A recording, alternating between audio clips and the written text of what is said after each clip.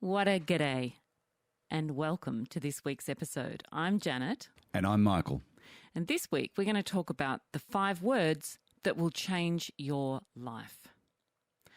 Today we're going to share with you a 5-word question that needs to be asked every time you come up against a problem or a hardship. This question will ensure solutions benefit both parties and every resolution is reached with the highest for good outcome. Anytime you come across a person or situation that has you feeling any of the negative emotions like anger, hatred, rage, guilt, resentfulness, jealousy, remorse, shame, outrage, disdain, fear, you know the ones. This question will completely change the outcome of every single problem you face, I promise you. If you can add this question to your response repertoire to every situation, your life will change for the better. So who will benefit from this question? Absolutely everybody.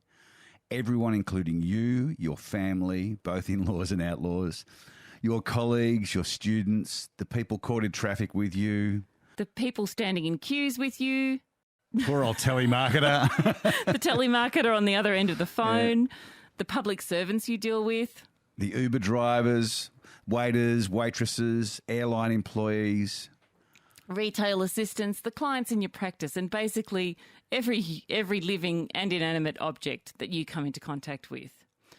Responding with this question reframes every outcome. And the 5-word question that you'll introduce is, what would love do now? How do we know that this question changes lives? Because when faced with one of the most excruciating situations in family and in life, when a family member was raped, this question saved our sanity. The gut-wrenching pain of watching someone you love suffer through the horrific crime brings you to your knees. And to be honest, it can leave you flat out on the ground writhing.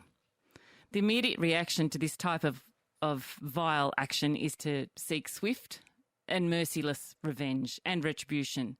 Mitch, I know you agree with me on this. Absolutely, Jenny.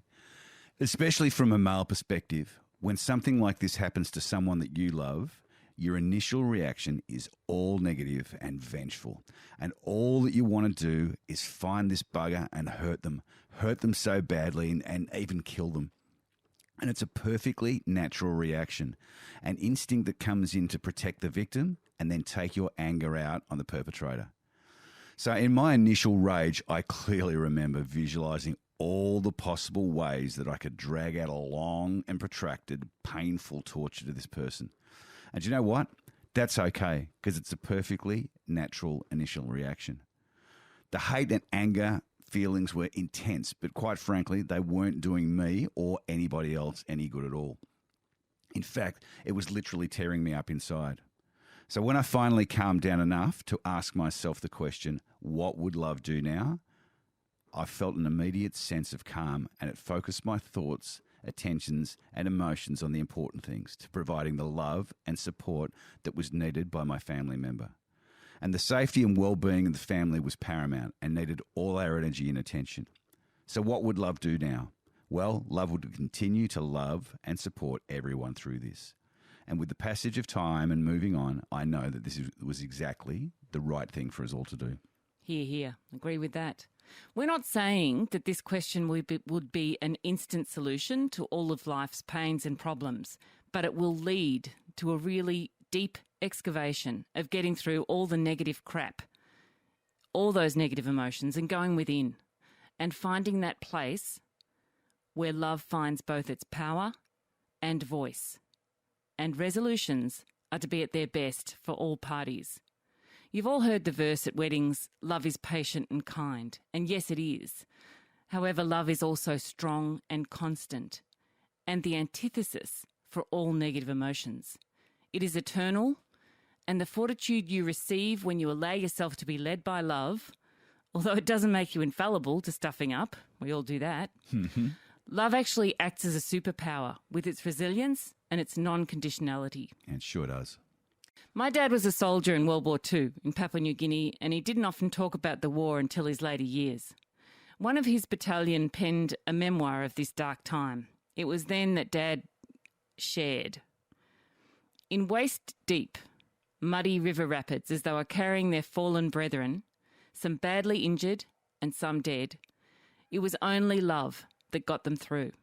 Love for each other, love for their families and loved ones back home, and love for their very lives. War is created by all the negative emotions we've mentioned: hate, fear, anger, jealousy, rage, power tripping and revenge. However, the emotion that carried these brave souls back home was love. And think about marriage or relationship breakups, right? We've all seen examples of where clearly the "what would love do now" question hasn't been asked, and you watch the absolute carnage that can ensue. One or both sides are clearly working on the premise, what would hate, anger and revenge do now, right? Sometimes it's really brutal. And we know a few where the anger and hate has just continued for years and years after the breakup, and in some cases to the point where the children have been poisoned, and so poisoned in these cases the fathers haven't seen or had any contact from their kids. It's so sad and so unnecessary. And it goes both sides. One of our clients had a good friend who had a messy end to his marriage. Things got heated and nasty as they split. That was over 15 years ago. His ex-wife has moved on and she's happily in another relationship, and she's tried doing the right thing in relation to the kids, letting their dad have full access, whereas he is still bitter, angry and twisted and just blames her for anything that goes wrong in his life.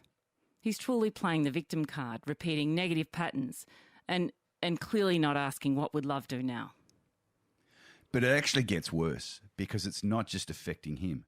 He's actually pulled his whole family, so his parents, brothers and sisters, into the hatred and anger circle, and all are now singing from the same toxic songbook to the point where they don't even attend any functions where she or her family are at, which means that all of them, him, the grandparents, uncles, aunties, and even the cousins, miss out on birthdays and other special events. It even extends to them not going to places for fear of actually running into it. It's really bizarre.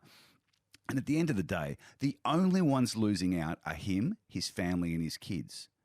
His anger and hatred towards his ex-wife is not actually affecting her at all. So I ask you, what is the point? It's really so sad, and it could so easily be fixed. The great question, what would love do now, also equally applies when you're having an argument or a fight with a friend or a family member. It doesn't mean that you aren't angry or you're going to shirk a difficult conversation or a discussion, but you come at the confrontation from a place of love. Sure, your initial reaction to the issue is probably anger. We've all been there. More often than not, when we approach an argument in this state, we tend to attack the person rather than the issue, don't we?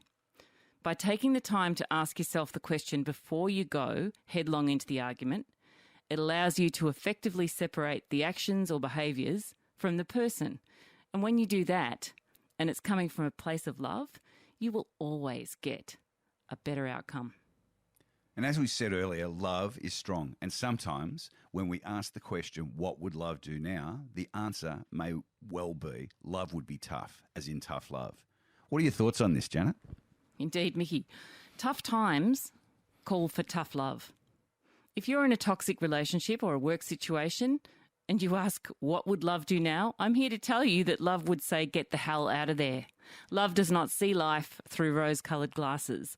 Love sees it and calls it as it is. It's honest. And sometimes that could mean taking a stand with a friend or a family member, for example, who's suffering from substance abuse or struggling with mental health issues, to assist them in getting the professional help they need. Maybe getting them to a doctor or a health professional who can help.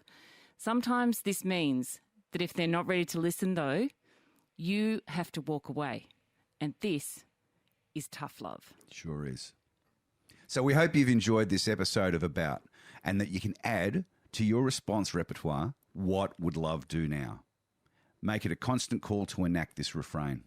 It's life-changing and it's life-affirming. Until next time, love and blessings from us. See ya.